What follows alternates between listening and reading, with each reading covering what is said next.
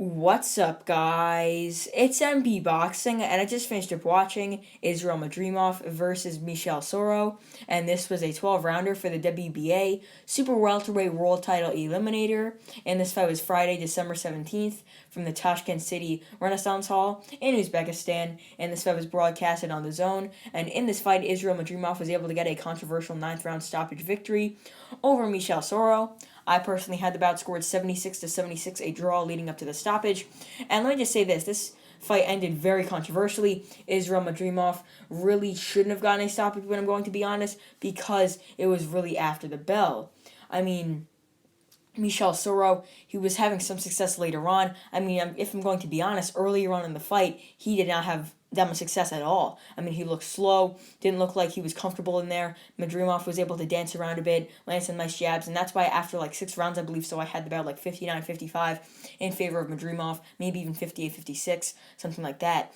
But yeah, Madrimov looked good early on, but then as the fight went on, Michel Soro started to land some nice shots, started to back up Madrimov. Madrimov started to fight more on the outside a bit, as opposed to being more aggressive early on, and really started to have a lot of success up until a round that I should mention earlier actually was like the 5th round, because that's really where we actually started to see that Madrimov could really hurt and lay damage on Michel Soro, as we saw Israil Madrimov land a beautiful, perfectly placed right hand to the chin of Michel Soro, backing him up and making him do a little wobble. But then, yeah, in that 9th round, Michel Soro was having an excellent round, backing up Madrimov, landing some nice shots. But then Madrimov catches him in the last 10 seconds with one right hand over the top that wobbles Soro, I should say, and Soro started to do a chicken dance back to the ropes.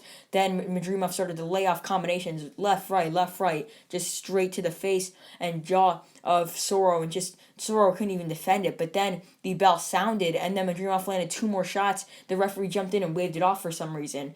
So the thing is, if there was 10 more seconds left of the round where Madrimov was just pounding him, then I think it should have been stopped, or even 20 seconds, 30 seconds, whatever, because Soro was not competently defending himself. But since it was literally after the bell the referee stopped it, I do not agree with it. So, I mean, just to break down the stoppage one more time, if you didn't really comprehend it, I mean, it was sort of just in the moment, so much happened, but still, I mean, Madrimov, he was landing nice combinations, nice power shots on the ropes where Soro was, and then Soro couldn't really defend himself. I mean, he was just getting hit with shot after shot, but then the bell sounds and Madrimov lands 2 more shots, but I think it was really in the flow of the combination, because he just had so much adrenaline in that moment. I don't think it was intentional at all.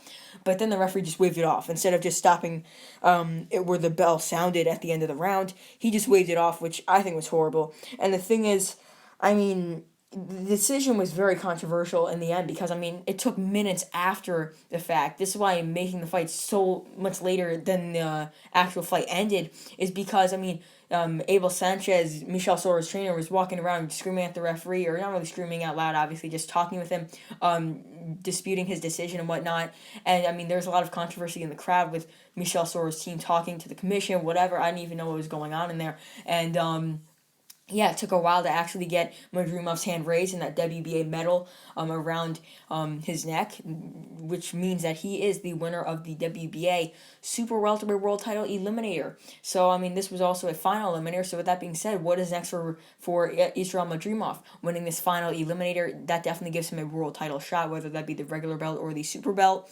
So, I think he's either going to fight Arislandi Lara, who is the WBA regular super welterweight champion, or correct me if I'm wrong in the comments, I'm not really too sure if he was stripped of his belt, considering that he is the WBA regular middleweight champion as well. So, I mean, if he is still the super welterweight champion, then I would not mind seeing that fight. It would be a good fight for both fighters, and Madrimov could possibly become a world champion. But another opponent could be either Jermell Charlo, who's the super champion. But Jermell Charlo seems like he's probably going to fight like Castaño in a rematch, something like that, as opposed to defending his belt against his mandatory WBA challenger or whatever. I mean, the WBA is just so their ranking system is just very confusing. So I'm not even too sure if Madrimov's the mandatory for Charlo, but he's most likely the mandatory for the regular belt, if I'm going to be honest. But as for Michel Soro, what is next for him? In my opinion, he's still a top 15, top 10 fighter. I know he came into this fight like number 3 on BoxRec if you calculate his points, although he was coming in as really inactive. But still, I mean, yeah, he's still definitely top 10, top 15 fighter, and I would like to see him fight someone in the top 10 as well or the top 15. I still think he's got that in him. I would like to see him possibly fight like a guy like Sergio Garcia coming off that controversial loss to Sebastian Fundora. So I would like to see him fight a decent fighter. So overall, Israil Madrimov defeats Michel Soro, getting a ninth round controversial stoppage victory to win the WBA super welterweight world title eliminator. And yeah, that's really it. I'm MB Boxing. Thanks for watching, and I'll see you guys later.